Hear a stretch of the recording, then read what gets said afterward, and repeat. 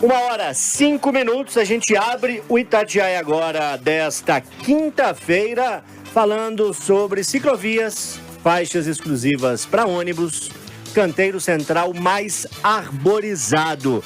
Estudo na Avenida Afonso Pena, que vai ser alvo de revitalização, anunciada nesta semana pela Prefeitura de Belo Horizonte. Os recursos previstos são na ordem de 20 milhões de reais e contemplam ações em 4 quilômetros e 200 metros de extensão, ali da Praça Rio Branco, a Praça da Rodoviária, até a Praça da Bandeira. A previsão é que as ações terminem no segundo semestre do ano que vem. Aí eu te pergunto, Alessandra, afirmo antes de perguntar, sem dúvida são ações necessárias, não é? Bem-vindas.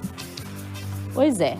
São necessárias, bem-vindas, e a gente discute muito isso aqui. Agora ficam algumas dúvidas, né, Loli? Cabe isso naquele local? Como é que fica o fluxo de veículos, comerciantes, enfim, como é que vai seguir essa obra com o fluxo da cidade? Perguntas que, claro, a gente não tem essa condição de responder, por isso a gente trouxe quem tem essa condição para responder para a gente. A gente conversa aqui ao vivo no Itatiaia agora com o arquiteto e urbanista, professor da Fundação Dom Cabral, Sérgio Mício. Boa tarde, professor. Um prazer recebê-lo aqui com a gente. Boa tarde, Alessandra. Boa tarde, Loli, ouvintes. É um prazer estar aqui com vocês.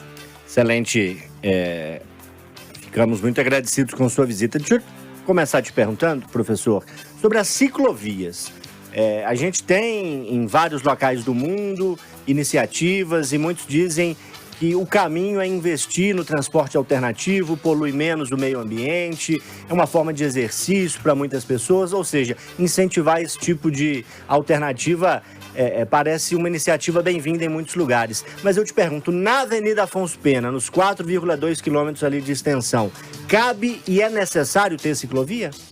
Bom, Loli, na verdade, isso vem, essa orientação desde a nossa Política Nacional de Mobilidade Urbana, que é uma lei federal que fez 10 anos, agora nesse ano de 2022, e que nos orienta justamente para priorizar o transporte não motorizado, ou seja, o pedestre e o ciclista, em detrimento do motorizado, e também o transporte coletivo. Ou seja, não só Belo Horizonte, mas todas as cidades têm a capacidade e a possibilidade de implantar diversas formas de ir e vir. Então eu entendo que essa proposta, ela incrementa, ela aumenta, ela adiciona maiores possibilidades de ir e vir num eixo tão importante como Afonso Pena. É claro que nós temos o desafio do relevo, ele é muito importante, mas com certeza você ampliar as possibilidades vai tornar a nossa cidade uma cidade mais pulsante e a rua um espaço mais atraente, mais competitivo para ter pessoas durante grande parte do dia.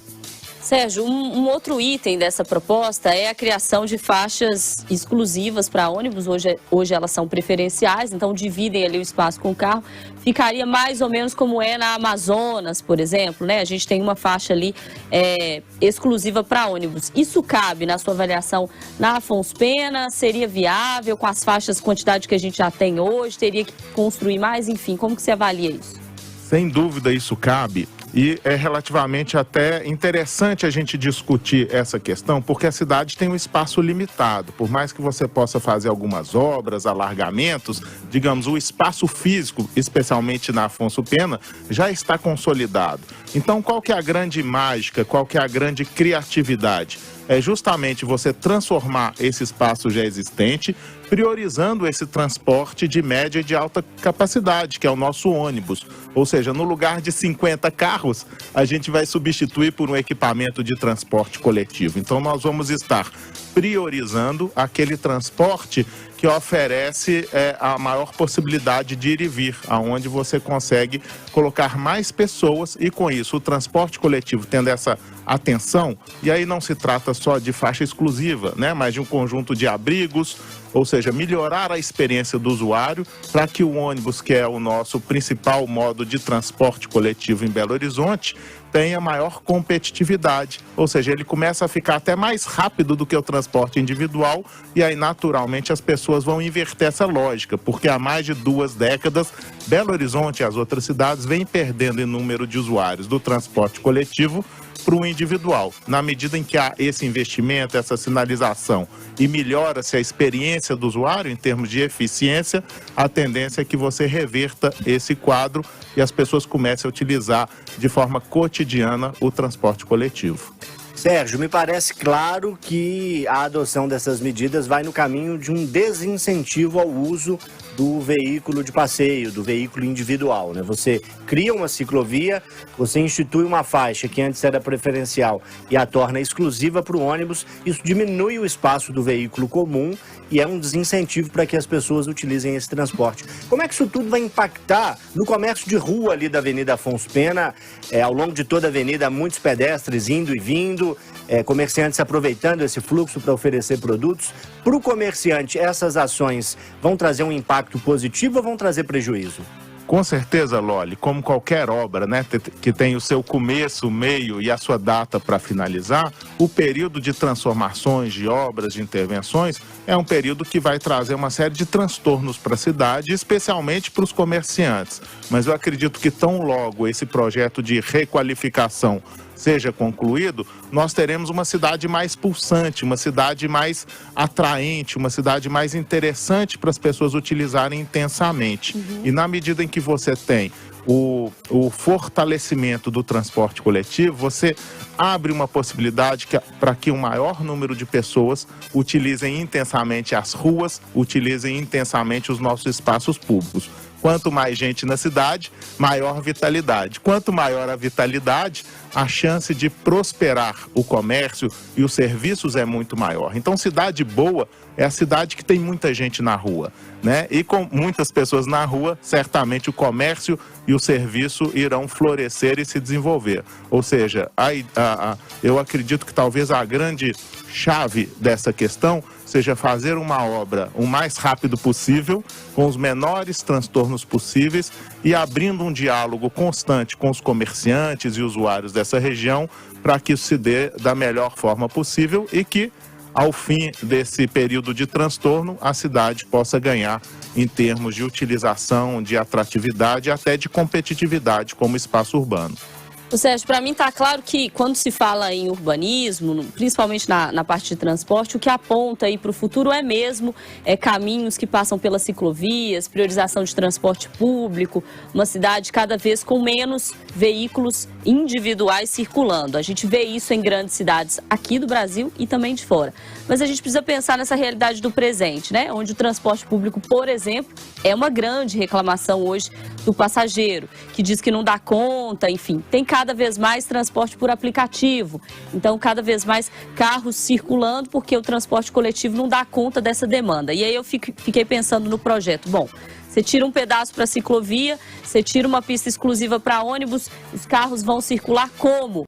Na Afonso Pena, que é uma das avenidas mais movimentadas da cidade. Como é que a gente chega nessa conta que aponta para o futuro, mas que precisa fazer acontecer no presente? É uma ótima questão, Alessandra, porque não se trata de dificultar a vida de quem utiliza um transporte individual, o carro ou a moto. Até porque grande parte desse público acaba utilizando por uma falta de oportunidade, de possibilidade de utilizar o transporte coletivo, seja porque ele não é tão eficiente, não é tão seguro, não é tão confortável quanto o transporte individual. Na medida em que você desloca a atenção, os investimentos e até o espaço público para o transporte coletivo, você começa a atrair esse público novamente. Ou seja, a gente percebe em pesquisas, tanto em Belo Horizonte quanto São Paulo e outras cidades, que quando você prioriza o transporte coletivo, e aí estamos falando das faixas exclusivas, do transporte do embarque e desembarque nível, como é o BRT Move,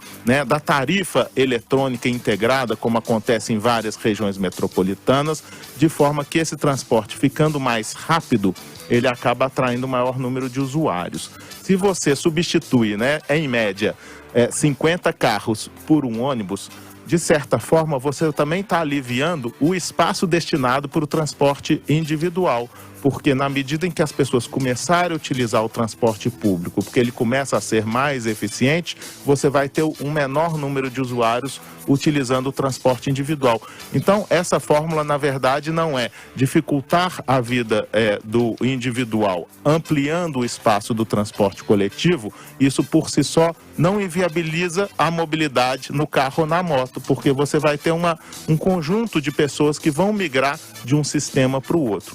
E também, a gente não pode olhar sob a ótica da mobilidade só em relação a um modal, mas a gente tem que enxergar também um sistema, né? Então, as pessoas, elas podem também se utilizar de diversos meios para se locomover. Ou seja, por que não fazer um pequeno trecho num carro e numa moto?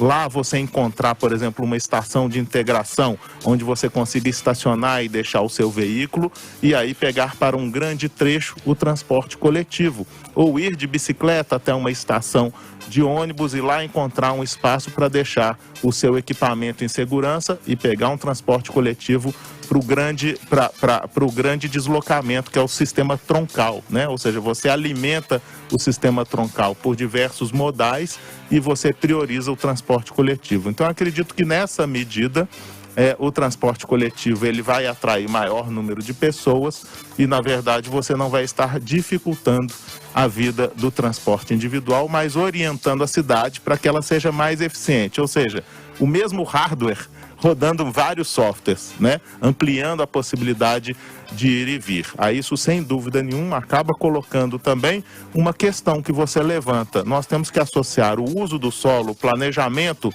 da cidade, da região metropolitana, com a questão da mobilidade, para que as pessoas também consigam, por meio dos diversos instrumentos, sejam econômicos ou da política urbana, morar mais próximas das oportunidades e também levar maiores e melhores oportunidades para os locais onde as pessoas moram. Ou seja, fazendo com que esse deslocamento, casa-trabalho, casa-estudo, se dê no menor tempo possível e sem grandes extensões, como acontece atualmente.